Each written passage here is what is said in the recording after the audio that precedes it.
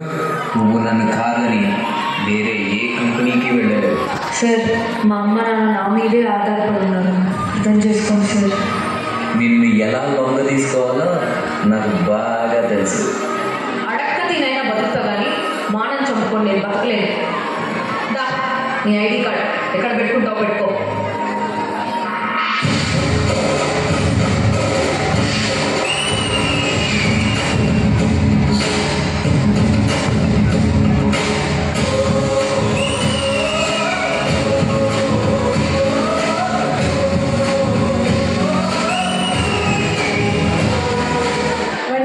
నీకు విషయం చెప్పాలి.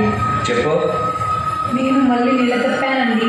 ఈసారి కనుక మగబిడ్డ పుట్టకపోతే ఎందుకు నాన్న అమ్మని ఎలా కొడతావు? ఇదంతా నీ వల్లనే. అసలు ఎందుకు పుట్టావు నువ్వు? చిన్నపిల్లని కొడతావా? అసలు మనిషివేనా? నన్నే ఎదురుస్తావు నువ్వు? అంత ధైర్యం వచ్చిందా నీకు?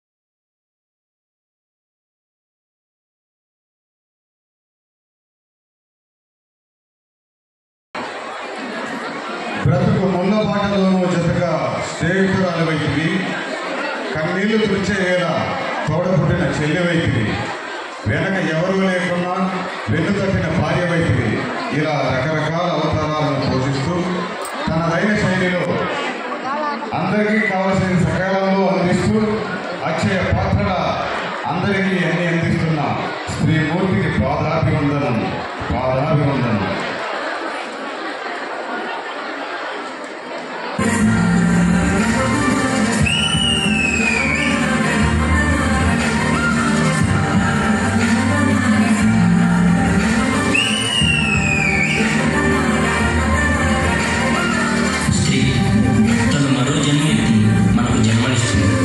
పిల్లల కోసం తన కన్న కళలని భవిష్యత్తుని త్యాగం చేస్తుంది. ప్రతి మగాడి విజయం వెనక ఒక ఆడది ఉంటుంది అంటారు. వెనకబడేది మనం కింద పడితే అమ్మ అంటాం. అలాంటి స్త్రీని పడేస్తూనే ఉన్నాం, అగాధాల్లోకి పడేస్తూనే ఉన్నాం. ప్రపంచం ఎన్ని సంఖ్యలు వేసినా